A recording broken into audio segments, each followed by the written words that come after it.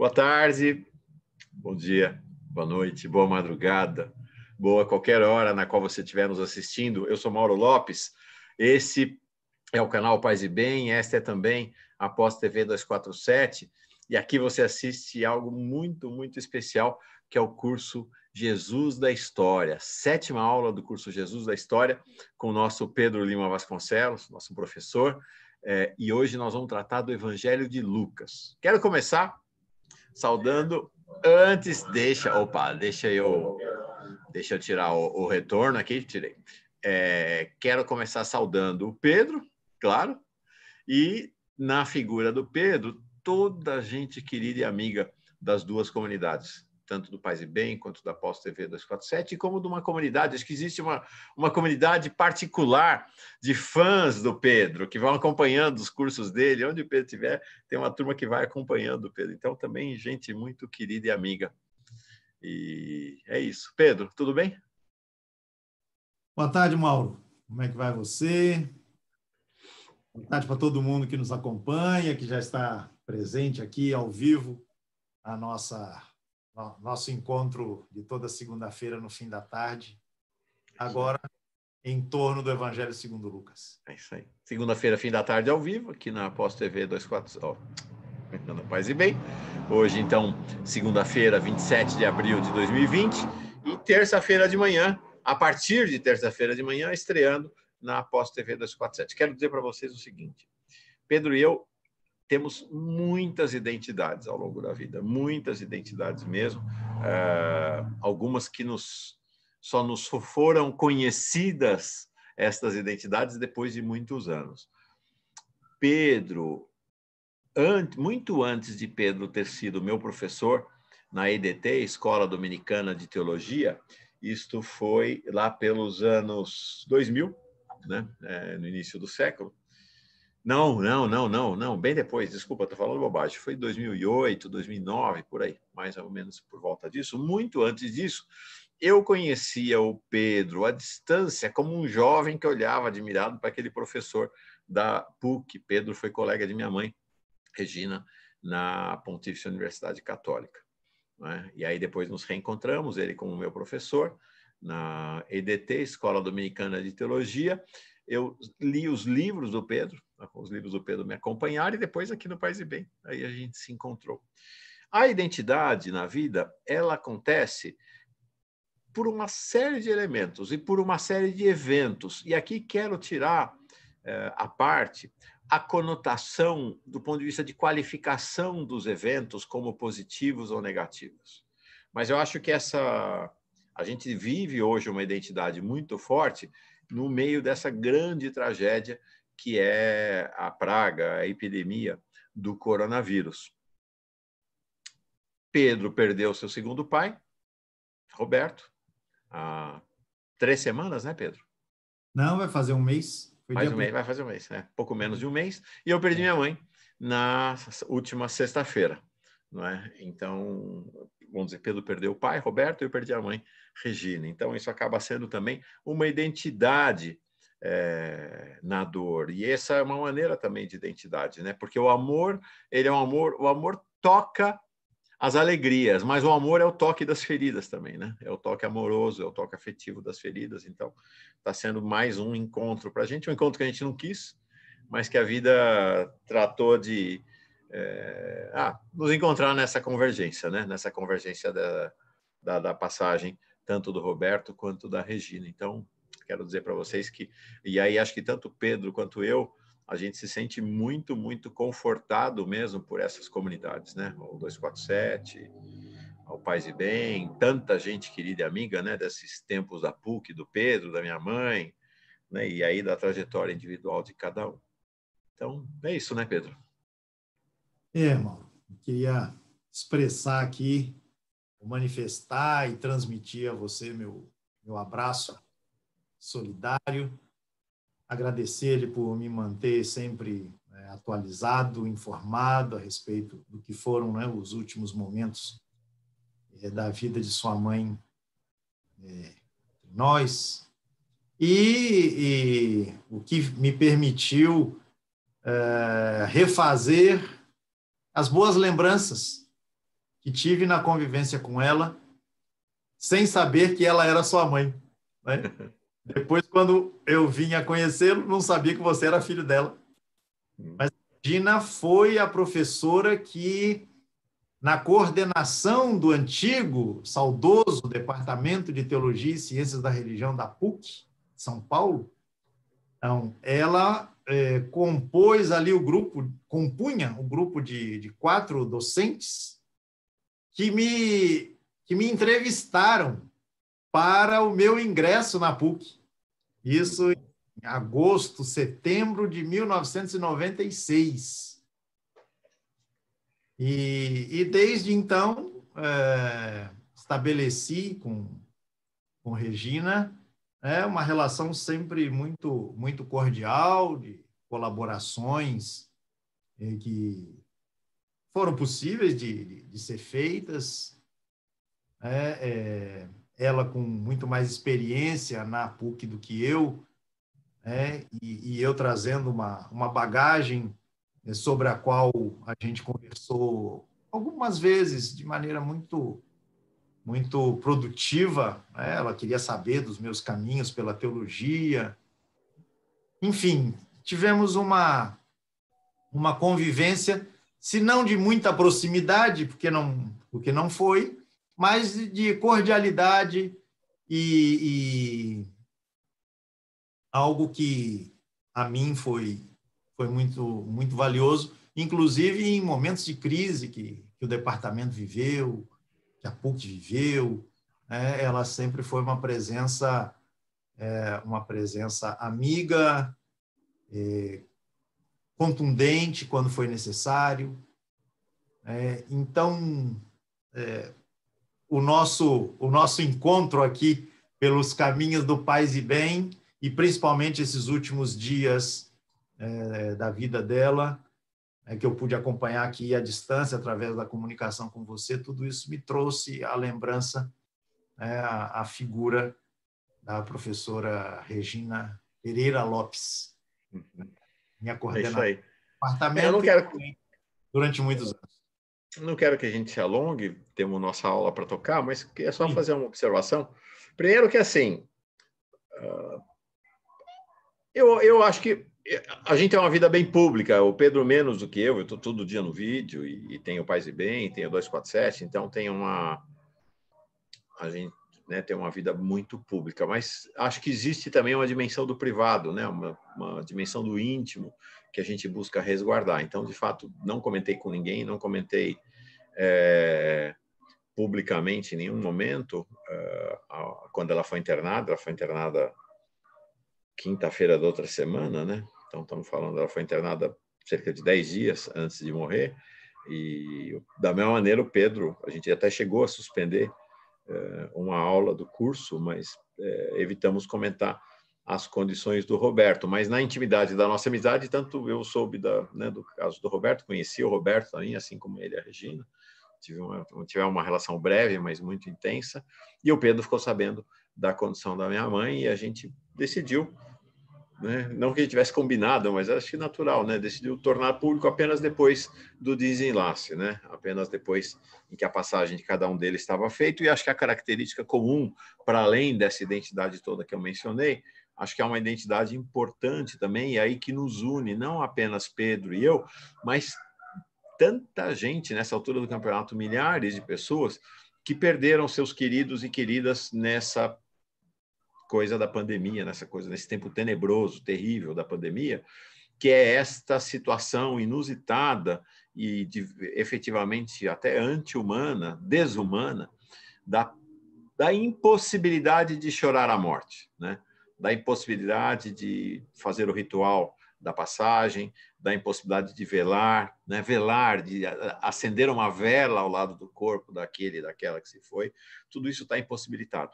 A morte virou algo asséptico, expresso, profissional, sem dor, direto do hospital para a cova, sem passagem. Então, acho que assim também uma característica é uma característica muito marcante, então, disso que nos une, não apenas Pedro a mim, mas milhares e milhares de pessoas que estão sofrendo a morte de seus queridos e queridas. Eu falei, a expressão sem choro nem vela do Noel Rosa encontrou seu tempo agora, né? Perdendo os seus e as suas sem choro nem vela. É isso. Mas gratidão, né, Pedro? Um grande abraço a você, Mauro, nesse É isso aí, momento. para você também.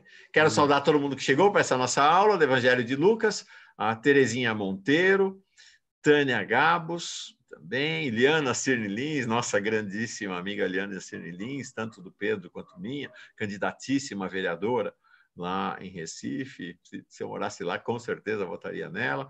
O Afonso Bento, coordenador do CEBI. É isso, né? O Afonso Bento é o coordenador nacional do CEBI? Não. É o Rafael que eu estava dizendo. Ô, Afonso, poxa, mas você... Grande amigo. Mais um animador de comunidades e um assessor do CEBI em São Paulo e creio que no sul de Minas também. É uma atividade bastante intensa. Então, está no CEBI.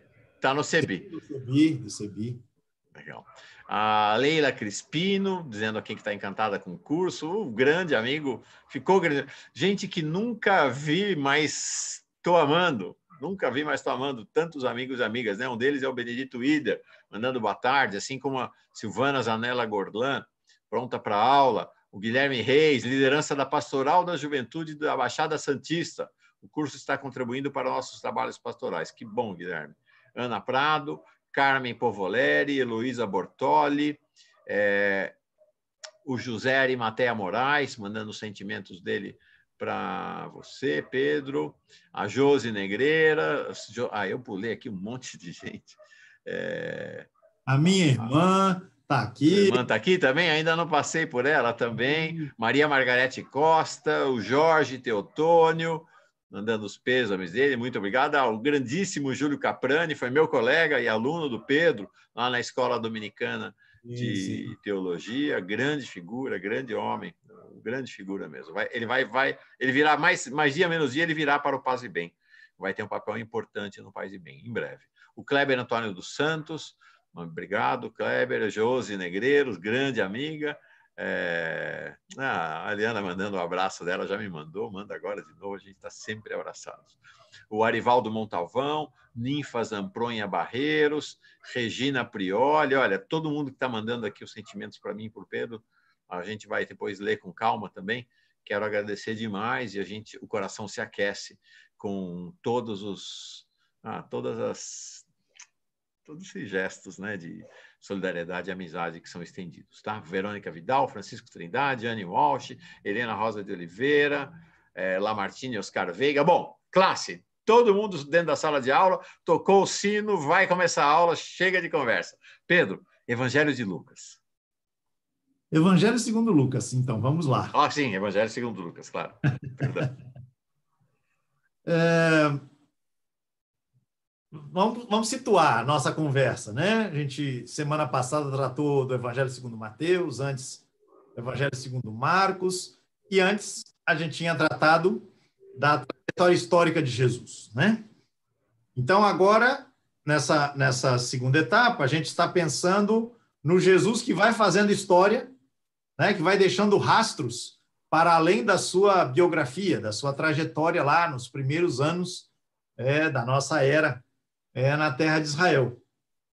E na semana passada a gente tratou de Mateus, antes tratou de Marcos, e pelo que a gente sabe, pelas pesquisas, pelo que vem sugerindo as investigações mais recentes, tanto no caso de Marcos quanto no caso de Mateus, nós nos encontrávamos, primeiro, depois do Marcos nas imediações do ano 70, antes da destruição de Jerusalém, Mateus um pouco depois da destruição de Jerusalém, a guerra, né, da qual a gente tratou.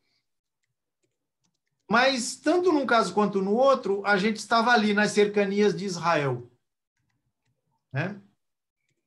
No caso de Lucas, no meu entendimento, e não é esse entendimento não é consensual, mas no entendimento meu, enfim, baseado que procura estar aí em muitas leituras, a gente se desloca do ponto de vista geográfico e do ponto de vista cultural, por consequência. Então, nós vamos para um outro mundo, que a gente vai procurar situar também e a partir daí pensar o texto, né? Todo esforço aqui nesses nossos encontros, qual tem sido, Mauro? É ler ou propor caminhos de leitura de cada um dos evangelhos à luz das circunstâncias que devem ter feito, né, a geração desses textos. Nesse sentido, um objetivo fundamental é que a gente consiga distinguir um evangelho do outro. Muitas vezes, né, a confusão se faz, né, é como se ler a narração de um determinado evento relativo a Jesus num evangelho e no outro não implicasse mudança de perspectiva. Então, a insistência aqui vai no sentido de dizer, olhe, a versão de tal passagem em Marcos se distingue da versão encontrada em Mateus, em Lucas, no caso de João, a gente vai ver também, né, na semana que vem. Então, cada evangelho tem um caminho de apresentação de Jesus que tem a ver com as circunstâncias, com o contexto, com o ambiente, com os problemas, com os conflitos, com as tensões vividas pelo grupo ao qual este texto é dirigido, em função do qual este texto é pensado. Para tanto, eu gostaria de considerar, então, o texto de Lucas, em vistas a isso, levando ou chamando a atenção inicialmente para 3 pontos. Ou, quem sabe, a nossa conversa toda não se desenvolve em torno desses 3 pontos. Vamos ver. Vai depender aqui do ritmo que a gente tem. O primeiro, Mauro, tem a ver já com a introdução do texto de Lucas. E essa introdução, ela é emblemática, porque ela indica elementos muito importantes que têm a ver não só com a escrita da obra lucana, mas com a escrita dos evangelhos. E isso vai reforçar algo que, me lembro, você insistiu no início do nosso encontro da semana passada. Então, no início do texto de Lucas, a gente tem uma indicação que considero, repito, emblemática. Muitos tentaram escrever a história dos acontecimentos que se cumpriram entre nós, tal como nos transmitiram aqueles que, desde o princípio, foram testemunhas oculares e ministros da palavra. Assim também eu decidi escrever para você, ilustre Teófilo, uma narração bem ordenada, depois de ter investigado cuidadosamente todas as coisas desde o princípio. Isso para que você fique certo de que os ensinamentos que recebeu são sólidos. Veja, essa introdução, Mauro, quem nos acompanha, ela nos coloca elementos cruciais para a gente pensar o processo de escrita dos evangelhos, não só do texto lucano. Porque, veja, quem está escrevendo diz assim, muitos tentaram escrever. Em outras palavras, quem escreve esta obra sabe da existência de obras que antecederam este novo empenho em escrever. Então, vamos chamar de Lucas, este escritor. Então, ele escreve a partir ou sabendo da existência de outras obras escritas, anteriores a ele. Essas obras são a respeito de quê? Diz ele, os acontecimentos que se cumpriram entre nós. Obviamente, se trata dos evangelhos, nós estamos tratando de acontecimentos referidos a Jesus. Então, eu tenho acontecimentos relativos a Jesus muitos que tentaram escrever e agora eu passei a escrever também. Então, eu já tenho 3 etapas: acontecimentos, escritos e o escrito lucano. Dá para acompanhar. Mas não é só isso.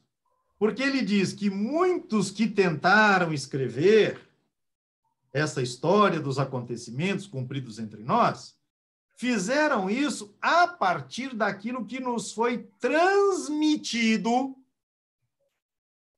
por aqueles que desde o princípio foram testemunhas oculares e ministros da palavra. Portanto, o esquema não é em 3 etapas, mas em 4.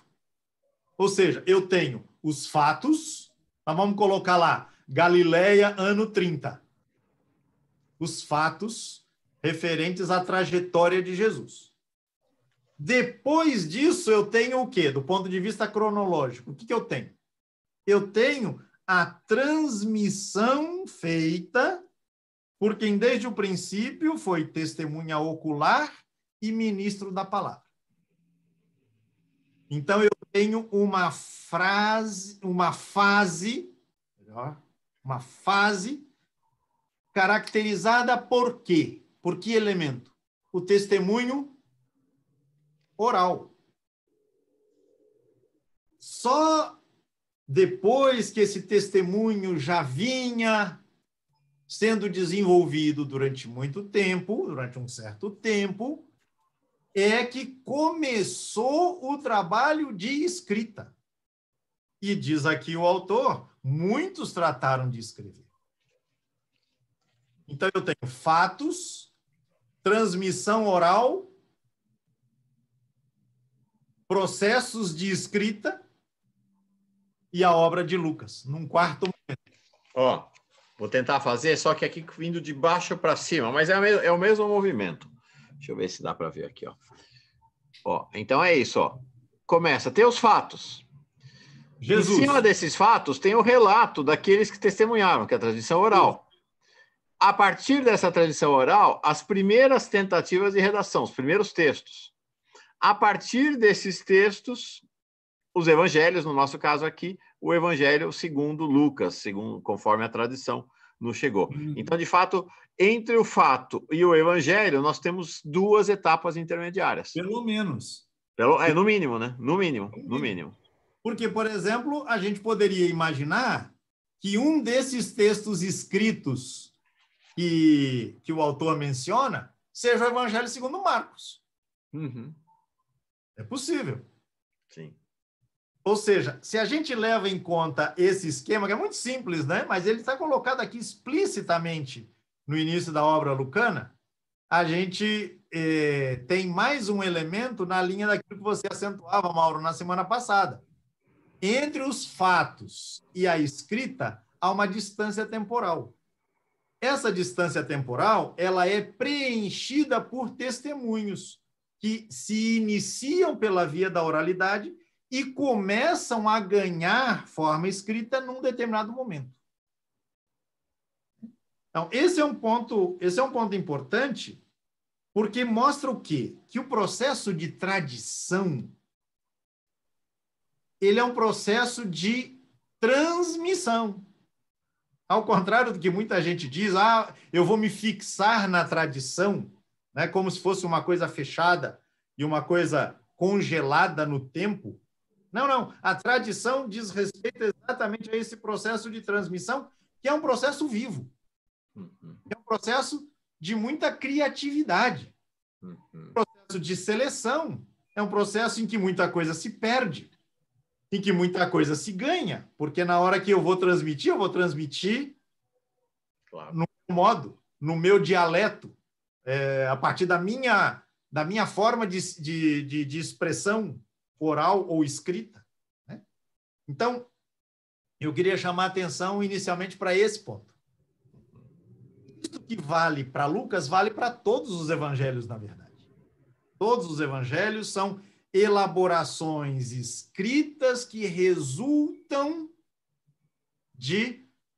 dos resultados daqueles momentos da transmissão oral.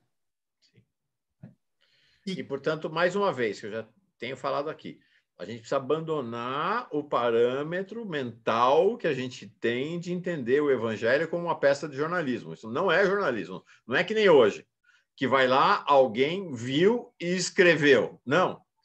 Até o escrever, ou até a versão que nos chega na escrita, tem um longo processo, que no nosso caso do jornalismo, ou da escrita mais usual, textual, não existe. Então, a gente tem... É algo muito mais... É curioso, porque a gente tem uma tendência a olhar para aquilo que aconteceu na antiguidade como mais simples. Mas não, aqui é o contrário. Aquilo que aconteceu lá é muito mais complexo do que a maneira como a gente usualmente registra as histórias atualmente, por exemplo, no jornalismo. Exato. Há um imediatismo, né? Na atividade jornalística. Aliás, se busca isso o tempo todo, né? De cobrir o que aconteceu ali e dar o furo, né?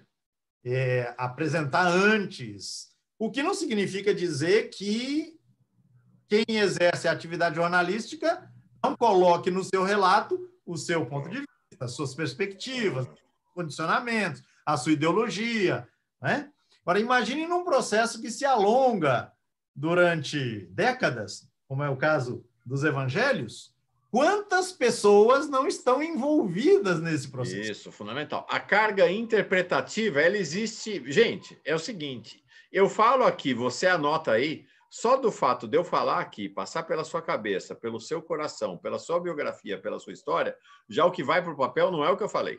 Já não é. Exatamente. Nunca é. Né? Lembra aquela história do telefone sem fio? É isso mesmo.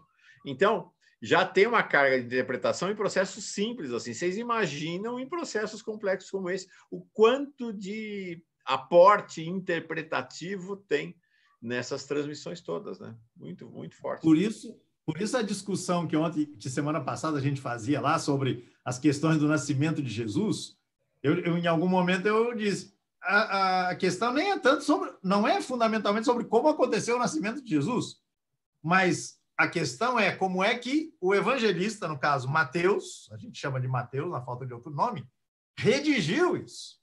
Né? Por quê? Porque entre o nascimento histórico de Jesus e o registro, né, a descrição literária do nascimento de Jesus segundo Mateus, que é diferente da descrição do nascimento de Jesus segundo Lucas, vão muitos tempos, e aí vão muitas pessoas, vão muitas memórias, vão muitas interpretações, vão muitas recriações, vão muitas intencionalidades, né, envolvidas, né, neste processo. Então, esse é um ponto que é muito importante, vale não só para Lucas, repito, vale para todo esse processo que a gente está buscando aqui desenvolver em torno dos evangelhos, sejam os que estão no Novo Testamento, sejam os apócrifos, né? Vamos tratar dos apócrifos aí em algum momento, né? Esse era o meu primeiro ponto. O segundo ponto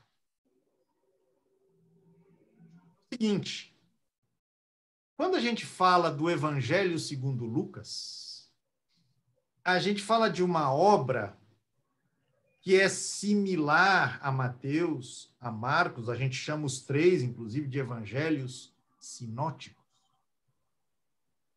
Mas, a rigor, na sua origem, não existiu um evangelho segundo Lucas. O que existiu foi uma obra que a gente poderia chamar, para simplificar, de uma obra em 2 volumes. Uma obra que foi pensada numa lógica distinta daquela que presidiu a escrita do Evangelho segundo Marcos, daquela que presidiu a escrita do Evangelho segundo Mateus. E por uma razão muito visível, a obra lucana, vou chamar agora desta maneira, ela foi pensada como um conjunto que engloba o que hoje nós chamamos de Evangelho segundo Lucas e o que nós chamamos hoje de Atos dos Apóstolos. Esses 2 livros estão no Novo Testamento como sendo obras separadas. Mas, na verdade, elas formam um conjunto. E se você quiser abrir o início dos Atos dos Apóstolos, você vai encontrar lá de novo a referência a esse fulano chamado Teófilo, que é citado aqui no trechinho que a gente acabou de ler. Nem fiz muita menção a ele, né? Mas fica muito claro que os Atos dos Apóstolos são a segunda parte de uma obra que não pode ser entendida a não ser no seu conjunto.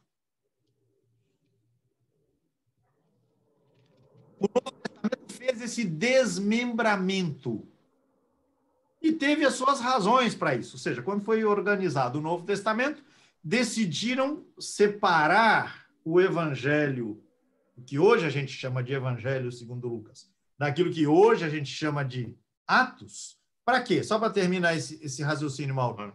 Para que houvesse um bloco abrindo o Novo Testamento, que era o bloco dos Evangelhos. E para que, de outro lado, os Atos dos Apóstolos abrissem a seção seguinte do Novo Testamento, que são as cartas, né? Particularmente as cartas de Paulo. E de Paulo eu tenho que tratar porque os Atos dos Apóstolos justamente têm como figura fundamental, figura predominante exatamente a figura de Paulo. Mas você ia fazer um comentário, uma observação? Não, era só isso que o Pedro falou. Olha aqui, gente, realmente. O Evangelho de segundo Lucas começa assim, ou está logo no começo, né? A gente viu, o Pedro leu para nós. A mim também pareceu conveniente, após acurada investigação de tudo, desde o princípio, escrever-te de modo ordenado, ilustre Teófilo. E aí segue. Como é que começa o Ato dos Apóstolos? Fiz meu primeiro relato, ó Teófilo, a respeito de todas as coisas que Jesus fez e ensinou desde o começo. Então, de fato, está explícita a articulação entre uma obra e outra. A primeira obra trata da vida de Jesus, a segunda obra trata da vida das comunidades depois que Jesus se foi. Exatamente. E nisso a gente já percebe, Mauro, quem nos acompanha, que a perspectiva lucana ela é distinta. Porque tanto no caso de Marcos quanto no caso de Mateus, a pretensão foi expor uma trajetória, ou apresentar uma narrativa contando episódios relativos a Jesus. Já no caso da obra lucana, e quando eu falar obra lucana, eu estou pensando nos 2 volumes, né? Ficou claro, você colocou aí, né? Quem escreveu essa obra não está pensando Jesus apenas, mas está pensando Jesus e a sua continuidade no testemunho que dele será dado por diversos grupos, diversas comunidades, muitas dessas comunidades inspiradas ou estabelecidas a partir da ação missionária de um fulano chamado Paulo. Então, na verdade, eu tenho no Evangelho, no primeiro volume, o protagonismo de Jesus. Nos Atos dos Apóstolos, eu tenho o protagonismo destacado, mais importante, predominante na narração, de Paulo. E eu tenho, ainda nos Atos dos Apóstolos, nos primeiros 12 capítulos, eu tenho um momento de transição, porque é sabido, né? Jesus e Paulo não se conheceram do ponto de vista físico, do ponto de vista histórico. Eles nunca se cruzaram, né? Seus caminhos não se cruzaram historicamente.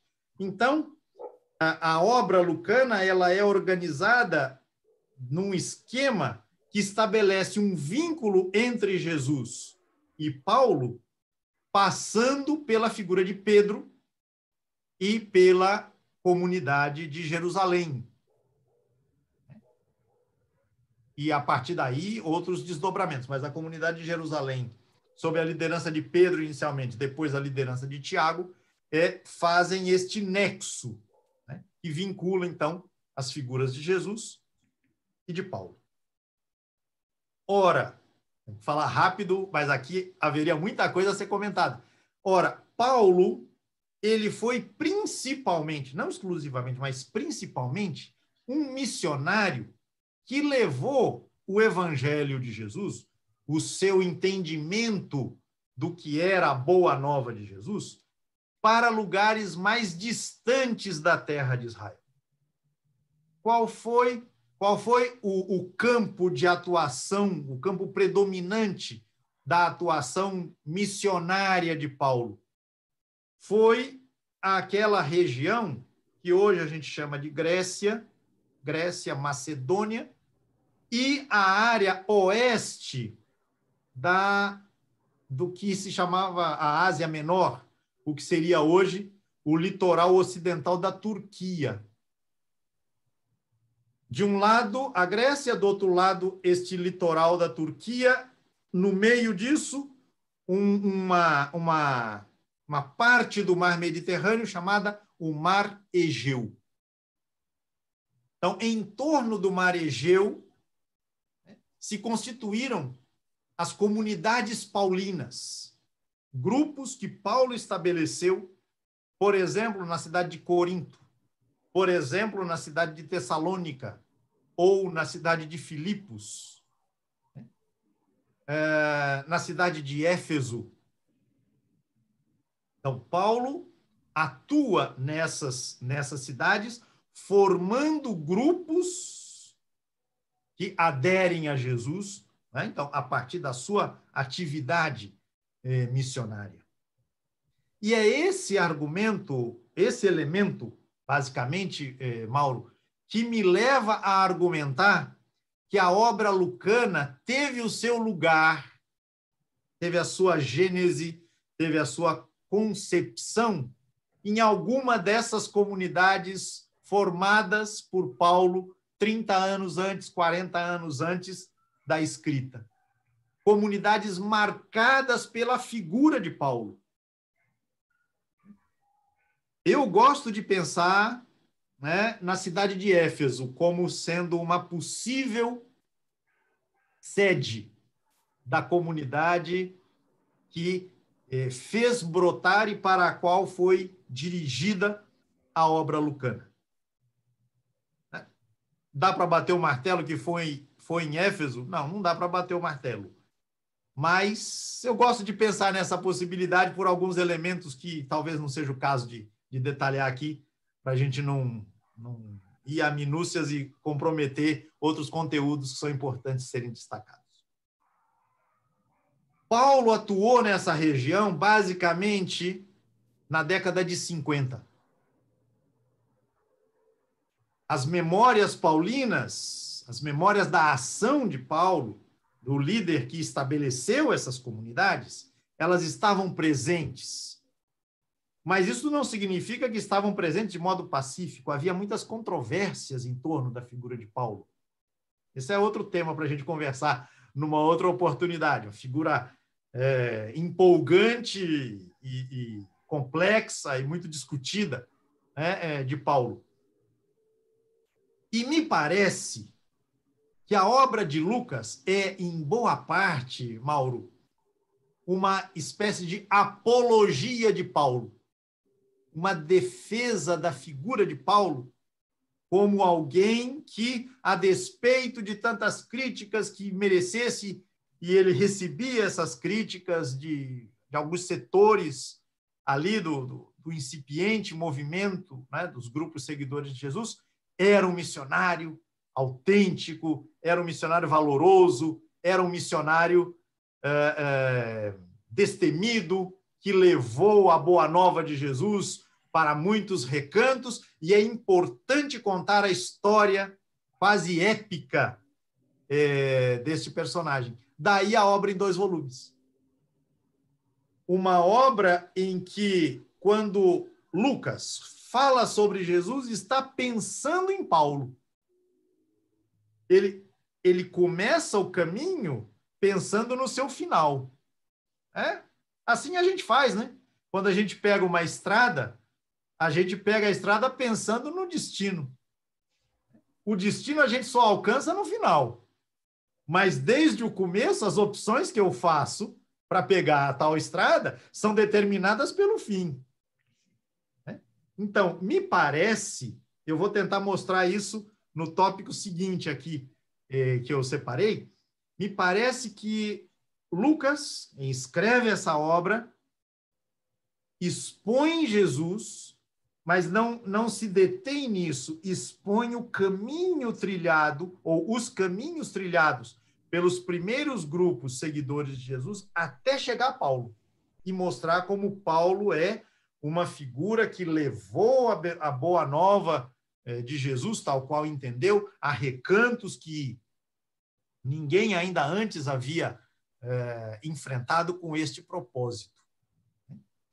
Daí, então, o sentido de uma obra em 2 volumes.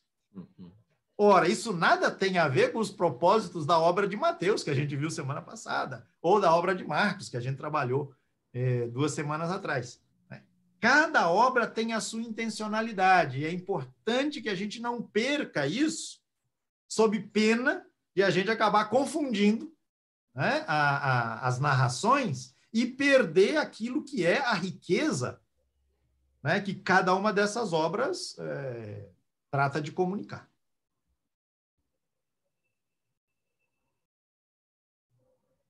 Outro elemento, antes de a gente passar para o terceiro ponto. As comunidades estabelecidas por Paulo, e eu imagino que numa delas tenha sido exatamente elaborada a obra lucana, são fundamentalmente comunidades urbanas. Esse é um ponto muito importante. Exceto no caso da carta aos Gálatas, onde se diz, né, onde Paulo diz que estabeleceu várias comunidades, né, numa região chamada Galácia. Galácia não é uma cidade, é uma região interiorana da Turquia. Então, exceto no caso da Galácia, onde ele terá estabelecido comunidades numa zona fundamentalmente rural, os outros casos que a gente conhece da atividade de Paulo são casos de atividade urbana. Então, Éfeso, Filipos, Tessalônica, Corinto, Atenas, entre outras. E aí tem importância, tem um traço, Mauro, que pode ter estado presente também nos grupos relacionados ao Evangelho segundo Marcos e a segundo Mateus. Mas aqui, no caso de Lucas, a coisa aparece com uma intensidade e com uma complexidade maior, que é o seguinte, é o fato de que Paulo estabeleceu comunidades em que pobres e ricos tinham que estabelecer formas de convivência. E a coisa pegou. Nesse ponto. E eu vou justamente gastar aqui o tempo que a gente tem para tratar de Lucas, focando e tratando de aprofundar este aspecto.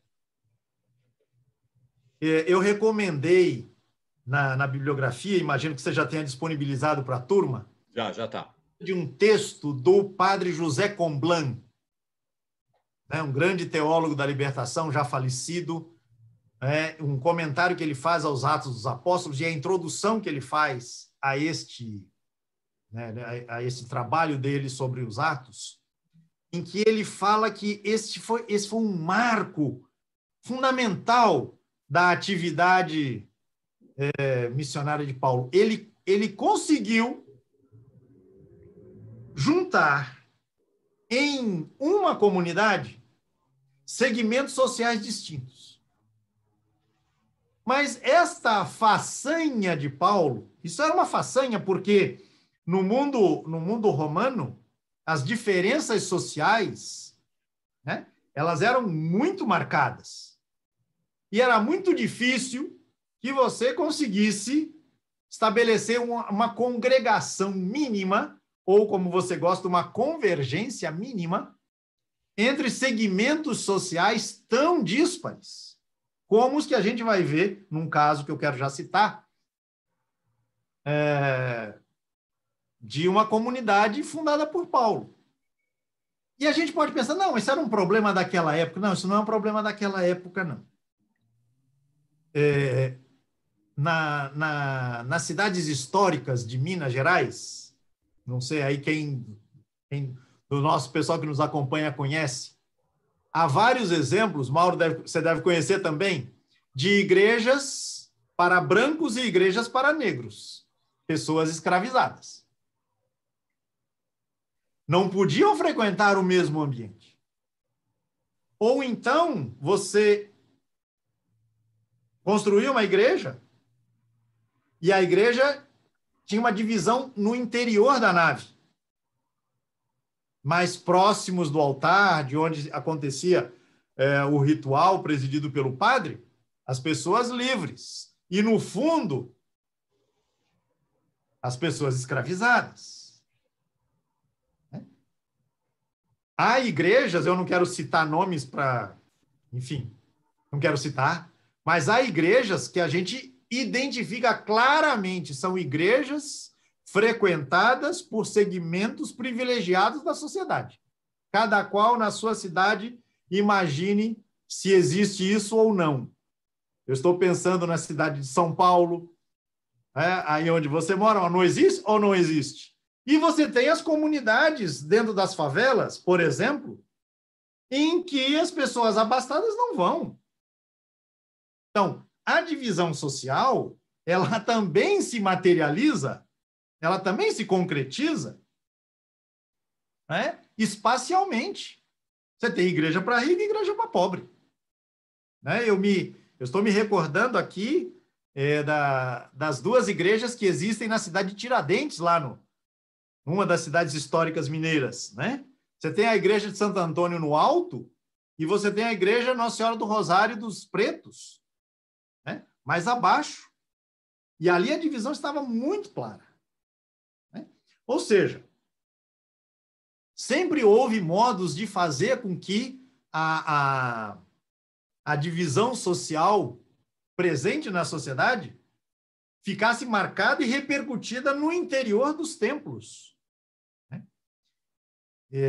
Mas justamente o que Paulo vai enfrentar, e a gente tem um caso específico da comunidade de Corinto, em que ele descreve tanto essa divisão social presente na sociedade, quanto os conflitos daí provenientes.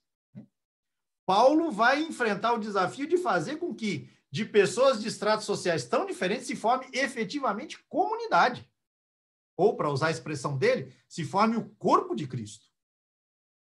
E se você, então, me permite, Mauro, uma digressão sobre a comunidade de Corinto, que deve servir para outras comunidades paulinas, inclusive aquela na qual a obra lucana foi concebida. Eu vou citar duas passagens da primeira carta aos Coríntios, sem ter condições de entrar em maiores detalhes, mas Paulo diz, no primeiro capítulo da primeira carta aos Coríntios, um dos textos mais poderosos que Paulo produziu, ele diz o seguinte: entre vocês não há muitos sábios, nem muitos poderosos, nem muitos, diz ele, bem-nascidos. Ora, essa frase, ela diz claramente, então, da composição social da comunidade de Corinto. Se não são muitos sábios, então a maioria é do que ele chama de loucos. Seriam os ignorantes. Poucos sábios, muitos ignorantes. Não muitos poderosos. O que significa dizer pouca gente poderosa, muita gente, como ele chama, fraca. Fraca na medida em que são pessoas desprovidas de poder. Poucas pessoas bem-nascidas. O que significa dizer que a maioria das pessoas da comunidade é mal-nascida. E a gente sabe muito bem o que isso significa. Paulo chega a dizer, são pessoas que não são. Então, eu tenho claramente ali Paulo apresentando a estratificação social da comunidade de Corinto. Isso no capítulo 1. E aí ele vai dizer da opção que Deus faz pelos ignorantes, pelos fracos e pelos que não são, para confundir os sábios, os poderosos e os bem-nascidos. Mas eu me desloco agora, Mauro, do primeiro capítulo para o capítulo 11, que é o capítulo em que Paulo faz uma reprimenda à comunidade de Corinto pelo modo como ela, a comunidade, faz... Só para ficar claro, gente, o Pedro está nesse momento se referindo ao capítulo 11 da carta de Paulo aos Coríntios. Ele não está falando do Evangelho segundo Lucas, tá? Não, Ele não. está fazendo o diálogo entre o Evangelho de Lucas e as cartas paulinas, tá? Isso, isso. E mais especificamente da primeira carta aos Coríntios. Capítulo 17, aliás, capítulo 11, versículo 17 em diante. Paulo dá uma bronca no pessoal, por quê? Porque ele diz, olha, existem divisões entre vocês, é importante que elas existam, ele reconhece, mas vocês vão ter que resolver, porque o que está acontecendo entre vocês é que quando vocês se reúnem, vocês não comem a ceia do Senhor, porque cada um se apressa em comer a sua própria ceia, e assim, enquanto um passa fome, o outro fica embriagado. Para entender esse versículo, isso tudo tem a ver com Lucas. Eu prometo que eu chego em Lucas.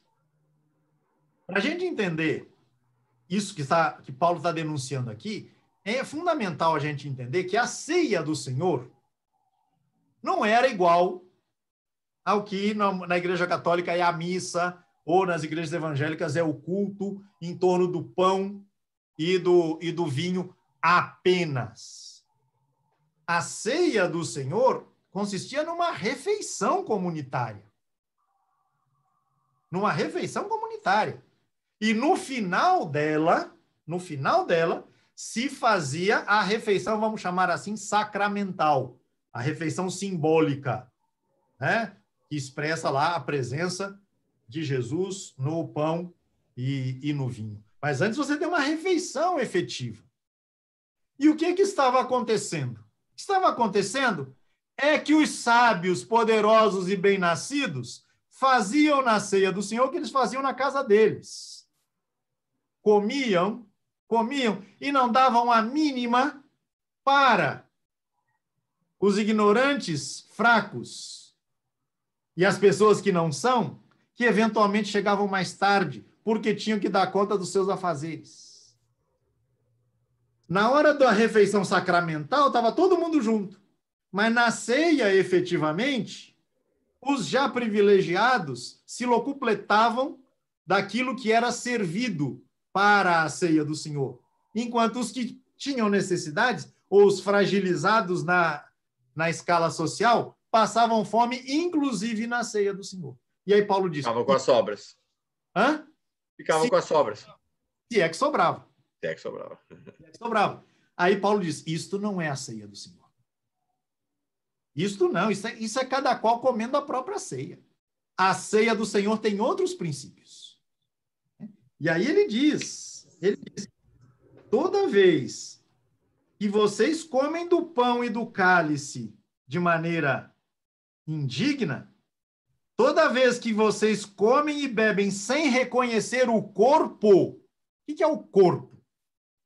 O corpo é justamente a comunidade, isso é uma imagem paulina para falar da igreja. Quer dizer, cada vez que cada qual ingere do pão e do vinho consagrados, né, abençoados, para satisfação própria, ignorando que existe um corpo, existe uma comunidade, existe uma igreja, cada qual está comendo e bebendo a própria condenação. Em outras palavras, para simplificar, porque o nosso assunto aqui é Lucas, Paulo está censurando o quê? Que na refeição sacramental, no momento celebrativo, em vez de predominar o senso de comunidade, o que predomina são as diferenças sociais. As diferenças sociais que estão sendo reproduzidas, reprisadas, replicadas no interior da comunidade e no seu momento celebrativo. Infelizmente, isso fez história, né? Como a gente ilustrou antes, né? Ou seja, o recado de Paulo não foi muito levado a sério. Pois é. Espero que, apesar da brevidade, tenha sido possível, Mauro, chamar, então, a atenção para este elemento. As comunidades paulinas, tomando o exemplo de Corinto, mas nas outras cartas a gente encontra elementos que vão na mesma direção, são comunidades, diz o Comblan, pluriclassistas. Como é que você compõe comunidade radicalmente tendo como testemunhas pessoas provenientes desses estratos sociais, não só diferentes e desiguais, mas em conflito. O mundo em que Paulo atua é um mundo marcado pelas relações de escravidão, em que as pessoas escravizadas são tidas como não humanas. Como é que se faz efetivamente igreja, comunidade? Essa é uma questão crucial da obra lucana. E para dar conta disso, quem redigiu essa obra retoma os escritos anteriores, vamos lembrar lá, que o autor diz, eu conheço muita gente que tratou de escrever, eu também vou escrever a partir dos testemunhos que esses escritos já comunicam. Mas o que é que vai fazer o escritor da obra lucana? Ele vai colocar a questão da relação entre pobres e ricos no coração da mensagem de Jesus, de uma maneira que nenhum outro evangelho vai fazer. E por que isso? Porque este é um problema crucial enfrentado por uma dessas comunidades pluriclassistas, diria o Comblan, que tem nas memórias de Paulo as suas referências fundantes. Como é que a gente pode ver, a gente consegue visualizar isso, que o redator da obra lucana coloca a temática dos pobres e o conflito pobres e ricos no coração da mensagem de Jesus e do testemunho que as comunidades devem dar no mundo. Então, eu quero ilustrar isso através de algumas passagens. Agora eu vou me concentrar mais no Evangelho, mas eu não vou deixar de fazer menções ao texto dos Atos, porque, afinal de contas, a obra tem continuidade. Diga, Mauro. A gente está com 1 hora de aula. Na verdade, um pouco menos, porque a gente teve nossa conversa inicial. A gente não tinha combinado isso antes. Você não acha que seria prudente a gente dividir essa aula em 2? Porque, pelo que eu estou vendo, a gente tem uma longa estrada ainda, se quiser olhar para Lucas, E estou vendo assim que tem reivindicações, por exemplo, a Liana Cirne Lins está pedindo aqui, e acho que tem tudo a ver com essa questão para você olhar para o Cântico de Maria. Sim, sim. Tá certo? Acho que essa... Enfim. Vamos pensar no você final. Achar que... No final você me diz. Tá bom. Tá bom? Eu vou... eu queria só te falar com essa coisa de você não espremer demais, sabendo que a gente pode fazer mais uma aula sobre Lucas. Ok. Vamos ver no final, a gente define. Tá bom. Ok? Claro, você manda. A nossa turma também pode dar o recado, fazendo sugestões, você vai anotando aí, a gente decide. Perfeito. Okay? Tá. Mas eu queria pegar uma passagem. E aí te pergunto, Mauro, a coisa aqui é ao vivo e a cores, Vamos embora. Eu com você antes. Você está com aquela sinopse dos evangelhos que você mostrou na semana passada? Eu estou sim, tá aqui na biblioteca, aqui atrás. Espera aí que eu pego. Bonins. Então, eu vou pedir, enquanto o Mauro pega, eu peço a quem nos acompanha que abra o texto de Lucas no capítulo 4, a partir do versículo 16. E aí, Mauro, não sei a sinopse, como é que você acha? Sim, mas você acha a partir de Marcos ou a partir de Lucas? A referência é Mateus, mas eu acho aqui. Espera aí, deixa eu ver. Porque Mateus, eu vejo onde está em Mateus aqui. Você está falando que é Lucas, desculpa? Lucas 4. Tá. É Lucas 4, Marcos 6 e Mateus 13, 53. Perfeito, eu pego para o Mateus. Ok. Enquanto você vai abrindo, né, essa sinopse, eu reitero a importância desse livro para quem quiser aprofundar, né, o estudo dos evangelhos. Ele nos ajuda, né, esse volume nos ajuda justamente a gente a verificar, né, como cada um dos evangelhos tem o seu modo, né, de apresentar as narrativas sobre Jesus, os enredos sobre Jesus, né, com as tônicas particulares, né? Então eu coloco a referência, eu já coloquei da outra vez, tá? Tá aqui. Sinopse dos evangelhos de Mateus, Marcos e Lucas e da fonte K, como o Pedro disse, ele apresenta os evangelhos cotejando trecho por trecho deles. Então, vamos lá. O paralelismo, né, dos textos. Então, desculpa, Mateus 13, né? É Mateus 13, 53. Fechou. Você vai ter Lucas 4,16, que é o texto que nos importa aqui. Está aqui, pronto. Mateus 13, 53, 58.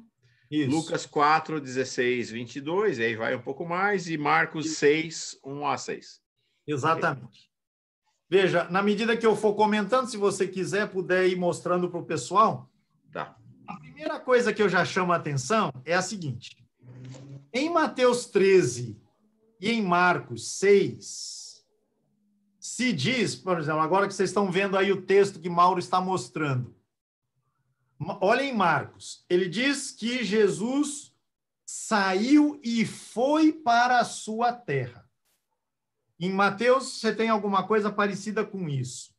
Agora, veja, nós estamos em Marcos 6, em Mateus 13 e em Lucas 4. Ok, Mauro, por enquanto. Vejam, em Marcos, a atividade de Jesus começou no capítulo 1. Vamos lembrar que Marcos não tem narrativas sobre as origens de Jesus, sobre o nascimento de Jesus. Marcos já começa com Jesus adulto. Em outras palavras, capítulo 1, 2, 3, 4, 5, e aí Jesus volta a Nazaré, depois de já ter feito muita coisa da sua atividade. Então, é um retorno à terra depois de já ter andado por muitos cantos. Em Mateus, a mesma coisa. A atividade de Jesus começou no capítulo 3, capítulo 4. E aí você tem o 5, 6 até o 13. E é no final do 13 que ele retorna a Nazaré, a sua cidade. Mas veja o caso de Lucas, Mauro, e quem nos acompanha. Lucas começa com 2 capítulos tratando das origens de Jesus. Então, 2 capítulos já são consagrados a isso. O capítulo 3 apresenta a atividade de João Batista. E aquele momento em que Jesus é batizado. E no final do capítulo 3, uma genealogia de Jesus, que na verdade é muito diferente da genealogia que nós comentamos semana passada. No capítulo 4, a gente tem o relato das chamadas tentações de Jesus. As tentações de Jesus no deserto. E logo depois, esta cena de Jesus em Nazaré. O que a gente deduz já de cara, assim, sem precisar ir muito fundo? O que é que Lucas fez? Ele deslocou a cena que Marcos e Mateus apresentam no meio da atividade de Jesus, Lucas a deslocou para o início. E transformou a cena de Jesus em Nazaré numa cena inaugural. Isso a gente consegue ver de maneira evidente. E se a gente pegar a sinopse, a coisa fica ainda mais clara. Porque em Mateus e em Marcos, se diz que Jesus voltou a Nazaré foi à sinagoga e ensinava. E as pessoas ficaram admiradas. Nossa, mas ele não é o filho de Maria, não sei o quê. Em Lucas, não. A coisa ganha uma solenidade muito maior. Por quê? Porque ele se levanta para fazer a leitura. Ele escolhe uma passagem do profeta Isaías. E ele comenta esta passagem do profeta Isaías. E o fato de ele ter esse protagonismo destacado neste momento suscita reações. E estas reações vão, inclusive, conduzir a um embate. O pessoal vai querer matar Jesus no final. Em outras palavras, Jesus em Nazaré, para Marcos e Mateus, é um momento, entre outros.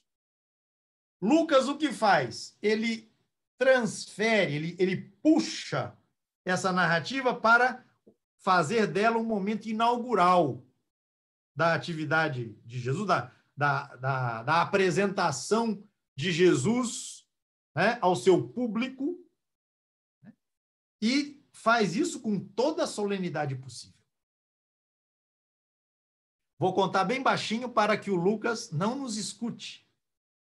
A tal ponto, o Lucas estava determinado a fazer essa antecipação da cena, ele fez um Ctrl+C, Ctrl+V, como a gente faz no computador, Mauro, um tanto descuidado. Ele deu uma cochilada. Sabe qual é a cochilada, Mauro? A cochilada está no versículo 23, quando ele diz assim: vocês vão me dizer aquele provérbio, médico, cura-te a ti mesmo. Faze também aqui em tua cidade aquilo que nós ouvimos dizer que tu fizeste em Cafarnaum. Ora, na narrativa lucana, ele nem tinha ido ainda a Cafarnaum. Ué? Deu para entender? Ele jogou a narrativa de Marcos para cima e a ida para Cafarnaum ficou para depois. No entanto, este versículo supõe que Jesus já tenha ido a Cafarnaum e realizado sinais poderosos ali. Uma cochiladinha do evangelista. Isso acontece. Né? Mas isso mostra claramente que, em algum momento, essa narração de Jesus em Nazaré estava lá adiante, depois da visita de Jesus a Cafarnaum e a outros lugares. Ele deslocou para o começo e esqueceu de ajeitar esse pequeno detalhe. Né? Mas isso é uma amostra clara, né? É o rabo do gato que se esconde atrás da cortina, né? Mas o rabo fica de fora. Né? É o fio desencapado que mostra esse trabalho, né, de deslocamento que Lucas faz. Agora, Mauro, nesse texto,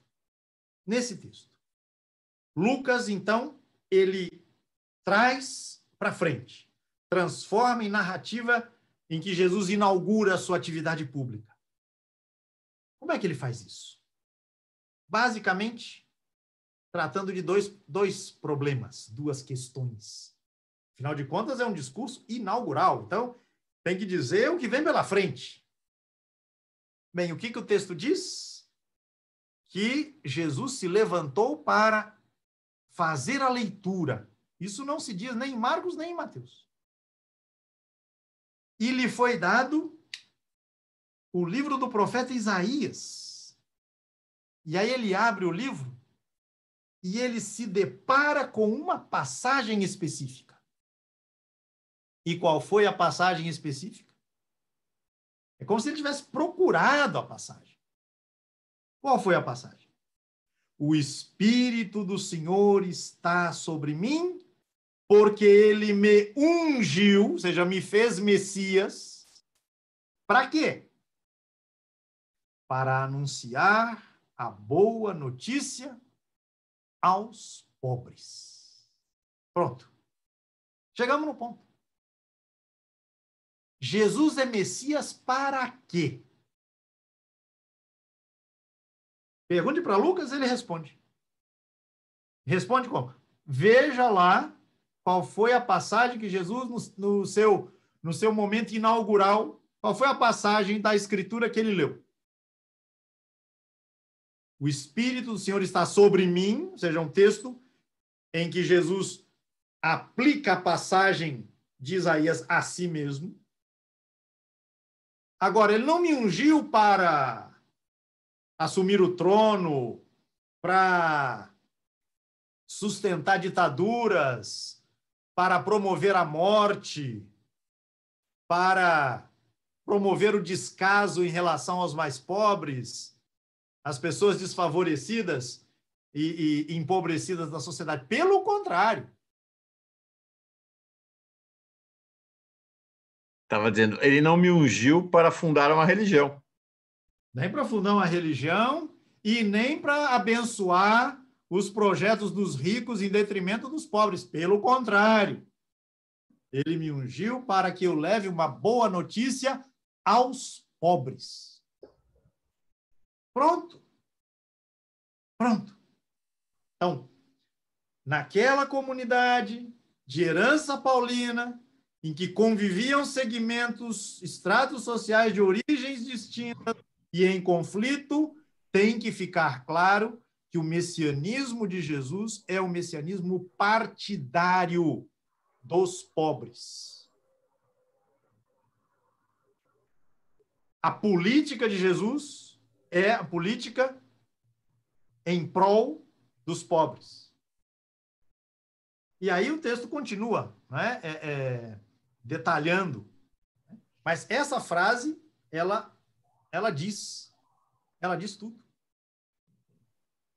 Ora, se o messianismo de Jesus é um messianismo voltado a uma boa notícia em favor dos pobres, então vamos levar a sério esse negócio? O evangelista propõe.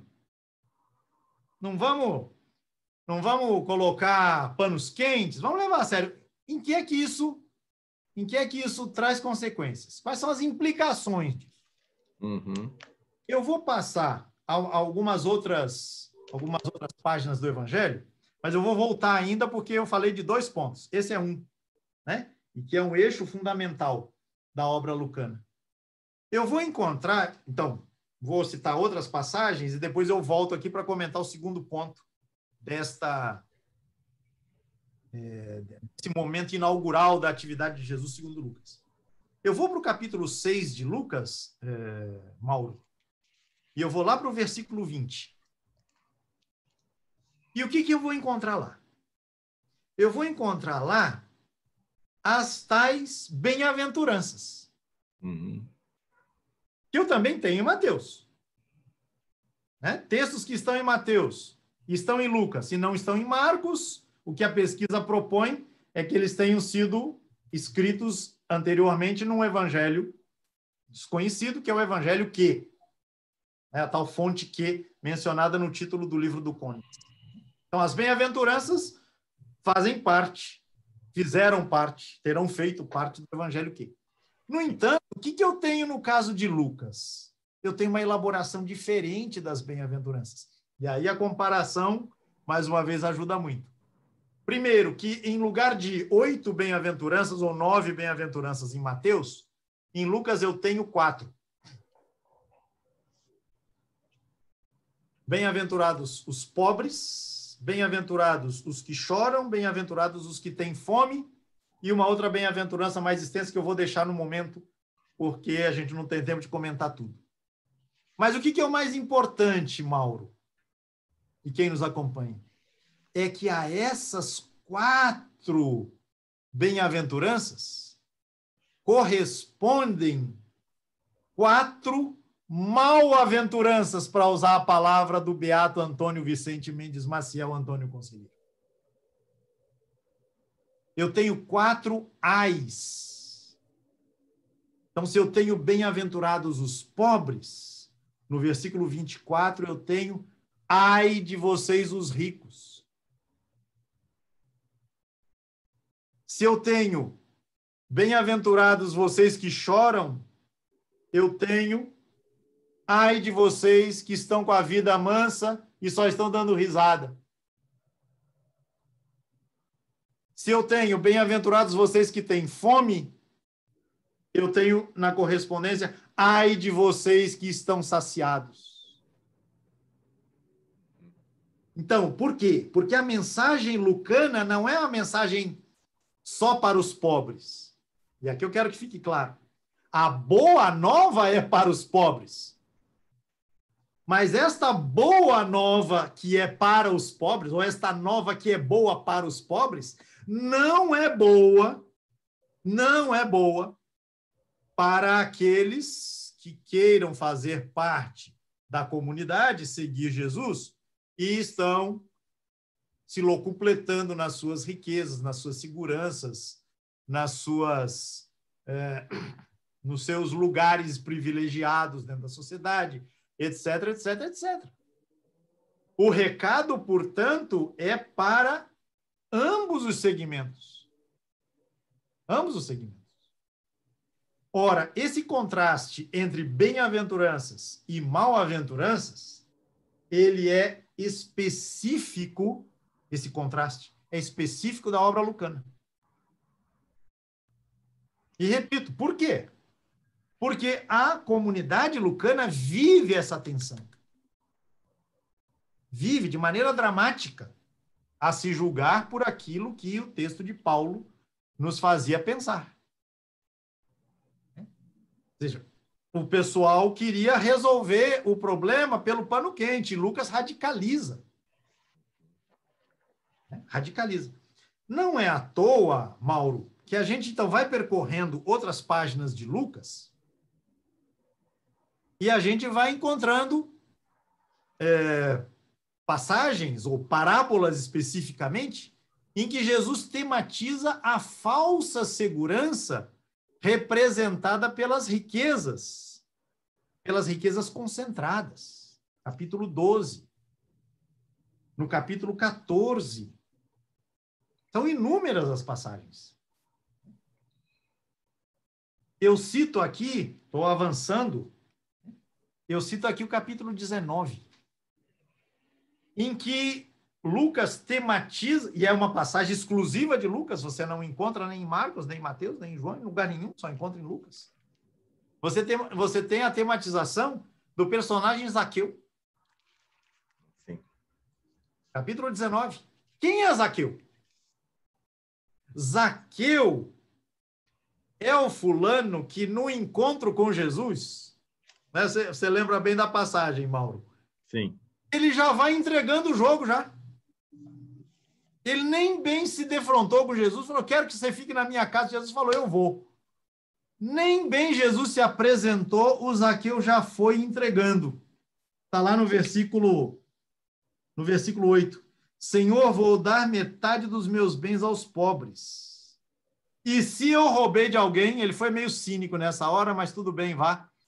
Se eu roubei de alguém, vou devolver 4 vezes mais.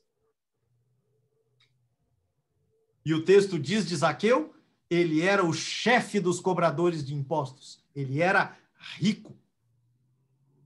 Mas diante de Jesus, ele se desmonta. Ele se dá conta de que as riquezas concentradas são um mal. E o movimento que ele faz é o de compartilhar. E aí Jesus pode dizer, hoje a salvação entrou nessa casa. Na hora que este rico decide, se dispõe a fazer a opção pelos pobres, para usar a expressão, né, que foi tão cara a teologia da libertação e é tão cara, né, ao Papa Francisco. Ele decidiu fazer a opção pelos pobres, compartilhar os bens que tem e pagar 4 vezes mais a quem ele atingiu por meio de algum tipo de fraude. Esse ato de Zaqueu, gente, é muito, muito, muito relevante, porque ele empobrece. Ele faz uma opção de empobrecimento, porque assim, ele pega metade do que ele tem e já entrega para os pobres. Além desta metade, ele vai pegar todas as pessoas que ele defraudou e vai devolver o quádruplo. E como ele sendo chefe dos cobradores de impostos, até pela própria religião judaica, ele defraudar, o trabalho dele era defraudar as pessoas. Então, o que ele está dizendo é o seguinte, além de dar metade, eu ainda vai ter uma fila aqui na porta de gente que eu defraudei, eu vou devolver em quádruplo. Então, ele irá empobrecer. É uma opção dele. Eu vou seguir Jesus, se eu quero te seguir, eu vou devolver de quem eu roubei. E ficarei pobre, né? E aí o Dom Pedro Casaldáliga, o grande Dom Pedro Casaldáliga, profeta, né, da Igreja Católica na Amazônia, ele, diante deste texto, ele costumava dizer o seguinte, Mauro, não sei se você já ouviu ou leu essa passagem, ele diz que se o cristianismo, ao longo da sua história, tivesse o poder, pela sua presença, não é pela força das armas, não é nenhum tipo de coação ou de coerção. Jesus não fez nada, né? Pela sua presença. Se o cristianismo tivesse, pela sua presença, o poder de fazer com os ricos deste mundo, que se dizem cristãos, o que Jesus fez com Zaqueu, o cristianismo deveria fazer opção pelos ricos. O problema é que ele continuava, é que diante dos ricos, o cristianismo historicamente tem fraquejado. E, portanto, a opção há que ser pelos pobres. Sim. Mas veja, no caso de Lucas, essa tensão pobreza, riqueza e as suas implicações, ela ganha a maior radicalidade possível. E aí, Mauro, quando a gente passa para os Atos dos Apóstolos, tem que ler a obra no conjunto, né? A gente encontra... Quantos minutos você vai me dar ainda? 5 minutos por hoje? 5, tá bom. Já tá bom? Estamos quase 6h30, quase 1h30 de aula já. Vai lá, 5 minutos, tá bom. Vamos lá, 5 minutos. Nós vamos ter outra aula, então tá bom. Pode ser só assim. Vamos ter, né? Então tá. Mas é que eu não posso perder o raciocínio. Sim, claro. Perder o raciocínio. Então, já fica para a segunda aula, semana que vem, comentar o segundo tópico lá de Lucas 4. Perfeito. Toma a partir dali, tá bem? Veja, quando a gente passa para os Atos dos Apóstolos, a gente vai para o capítulo 2 e encontra lá a descrição quase idealizada do que era o primeiro grupo seguidor de Jesus em Jerusalém. Um texto célebre. Inclusive, inspirou tantas e tantas utopias ao longo da história do cristianismo. O que ele diz? Que os primeiros seguidores e seguidoras eram perseverantes em ouvir o ensinamento dos apóstolos. Então, Atos 2:42.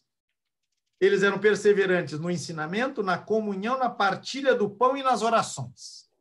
Então, são 4 elementos estruturantes da primeira comunidade, segundo Lucas. Eram tantos os prodígios e sinais que os apóstolos realizavam que todos eram tomados de sentimentos de reverência. Todos os que acreditavam eram unidos e tinham tudo em comum. Vendiam suas propriedades e bens e os repartiam entre todos conforme a necessidade de cada um. Opa, um bando de Zaqueus aqui. Um bando de Zaqueus. Partiam o pão nas casas. Olha a ceia do Senhor aí, ó. Partiam o pão nas casas. Mas é a ceia do Senhor, aquela ceia, como a gente descreveu antes. Não é só o rito sacramental, só o momento sacramental. É o momento sacramental dentro de uma partilha efetiva, material do pão. E aí eu vou para o capítulo 4, Mauro. Falando de Atos dos Apóstolos agora, tá, gente? Dos Atos. Mas é que a obra é uma só. Estou tentando mostrar a continuidade aqui. 4:32. A multidão dos que acreditavam era um só coração e uma só alma. Ninguém dizia que eram seus os bens que possuía, mas tudo entre eles era posto em comum. Versículo 34. Entre eles não havia necessitado nenhum. Pois aqueles que possuíam terras ou casas, olha os Zaqueus aí de novo, vendiam esses bens, levavam o valor das vendas e o colocavam aos pés dos apóstolos para que isso fosse distribuído a cada qual segundo a própria necessidade. Aí, ou seja, Lucas apresenta na primeira comunidade de Jerusalém como que a tradução concreta daquilo que foi a boa nova do Messias Jesus aos pobres, que implica os ricos. Não sei se estou me fazendo.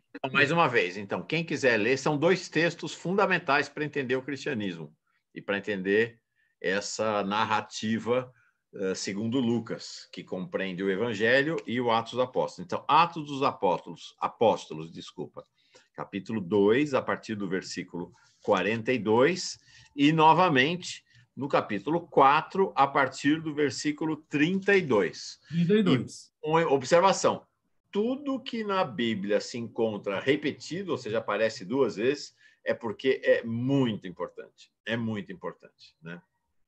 Há uma intenção na repetição, né? Claro, claro. E você tem, se você continua a leitura no capítulo 5, o contraponto, né? Você tem o episódio lá de Ananias e Safira, né? Que justamente pretendem passar a perna na comunidade em relação justamente a esse elemento fundamental, que é descobrir as formas de colocar os bens ao serviço e à disposição de toda a comunidade. Agora, Mauro, como eu prometi que eu não ia passar das 6h30, eu vou falar uma última coisa. Diga. Encerro por hoje, então semana que vem a gente volta a Lucas. Lucas, obra lucana, agora vai permitir que a gente trabalhe a obra lucana. Tanto no capítulo 2 quanto no capítulo 4, é bom que se observe o tempo verbal utilizado. Eles eram perseverantes. Eles eram unidos e tinham tudo em comum. Eles vendiam, eles repartiam, eles perseveravam, eles partiam o pão. Não havia necessitado. Os que possuíam as terras e casas vendiam, levavam o valor das vendas, colocavam esses recursos aos pés dos apóstolos e isso era distribuído a cada um segundo a própria necessidade. O tempo verbal. Pretérito imperfeito. Agora o negócio virou aula de português aqui.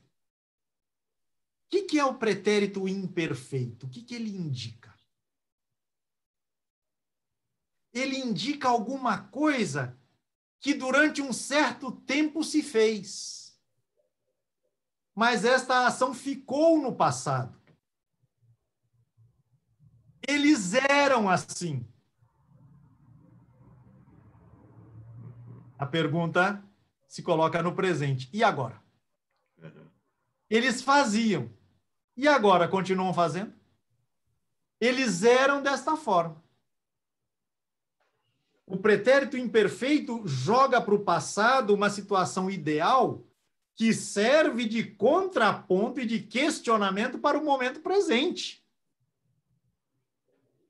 Sim. O pretérito imperfeito, ele supõe algo que aconteceu não pontualmente, aconteceu numa certa processualidade.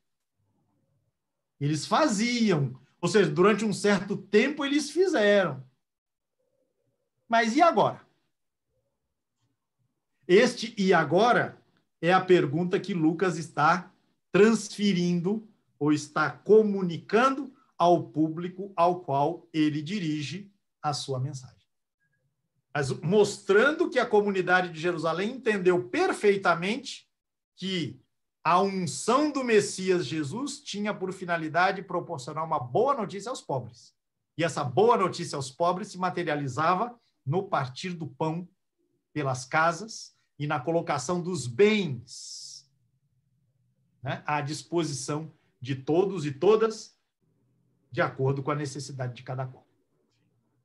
Pronto, então vamos parar por aqui. Roubei 1 minuto ainda a mais.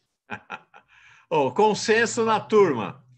Temos aula, continuamos nesse tema. Na verdade, é o tema agora ampliado na próxima aula, a gente sai, ou a gente, a partir do Evangelho segundo Lucas, a gente examina a obra lucana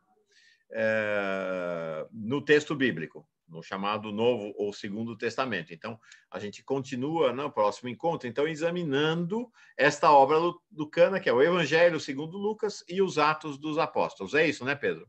Isso. Então, vamos desdobrar. Já que Lucas desdobrou a obra dele, a gente desdobra aqui o nosso encontro, né, sobre essa obra muito, muito importante, estruturante mesmo do Novo Testamento. Eu aposto com vocês que, exceto uns poucos que participam daquele grupo lá, bíblico, CEBI, que leram um texto do Comblan aqui e outro ali, a imensa maioria dos que assistem esse curso, esta aula, não fazia a menor ideia de que este era o Evangelho segundo Lucas e que esta era a obra lucana. Essa é uma característica do Pedro. Ele nos apresenta uma interpretação dos evangelhos, uma interpretação do texto bíblico que a imensa maioria de nós nunca viu antes. E o que é melhor? Parece que está certo. É absolutamente crível, porque é assentada numa leitura rigorosa dos textos, né? Acho que essa é uma coisa fantástica, uma característica das aulas do Pedro, que eu acompanhei desde a época da Escola Dominicana de Teologia. Não tem conversa, vale o que está escrito. Não é? Então, é nisso que ele desce, né? Ele nos ensina, ele nos abre os olhos para ler o que está escrito. Só isso, né, Pedro? Não tem nenhum segredo, né? E aí o convite, né, a ler o texto considerando as suas características de uma obra escrita há quase 2000 anos, numa outra língua, mas que, nas suas sutilezas, né, chama a atenção para coisas que são importantes, são relevantes, né? Na medida em que Jesus vai fazendo história através dessas obras, né, escritas, que vão também elas fazendo suas histórias. E aí, se você me permite uma sugestão para esses tempos de quarentena, que eu me lembro que fiz numa das nossas aulas de Canudos, o filme A Missão, do Rolando Joffé, se não me engano. Rolando Joffé, isso. O Robert De Niro, Jeremy Irons. E esse filme é maravilhoso, ganhou o Oscar de fotografia, um filme dos anos 80, em uma cena em particular, em que o cardeal lá, o inquisidor, né, citar as reduções jesuíticas, né, que foram estabelecidas ali na região do atual Paraguai e Argentina, do sul do Brasil, e aí um missionário ali, um dos animadores daquelas reduções, mostra para o cardeal, né, como os grupos indígenas ali, moradores, eles trabalhavam de maneira livre, produziam e quer dizer, faziam usufruto, né, daquilo que era o produto do seu trabalho, né? Um trabalho livre. E aí o cardeal diz para o missionário: esses grupos radicais daqui se parecem muito com os grupos radicais lá da Europa. E aí, isso era século XVIII, imagina se fosse século XIX, né? Com socialismo e tudo mais. E aí o coitado do missionário diz lá para o cardeal: Eminência, desses grupos radicais eu não sei nada. Eu só sei que os primeiros cristãos lá dos Atos dos Apóstolos faziam isso. E aí o cardeal fica sem resposta. A conclusão é justamente a estas passagens dos Atos que nós acabamos aqui de comentar, de refletir. Fica aí a referência para os tempos. Estou vendo aqui, fica aí a dica, então, A Missão, Rolando Joffé. Eu acho que está disponível no YouTube. Bom demais, boa demais. Essa aula é tão boa que a gente continua, então, na próxima semana, sobre a obra lucana, o Evangelho segundo Lucas e Atos dos Apóstolos, com o nosso professor, nosso mestre, Pedro Lima Vasconcelos. Valeu, Pedro. Obrigado. Eu quem agradeço, Mauro, como sempre. Um grande abraço a você, uma boa semana para todo mundo. E, a despeito de todas as indicações em contrário, vindas dos órgãos oficiais, fiquemos em casa. É isso aí. Gente querida e amiga, paz e bem. Até a semana que vem. Paz e bem.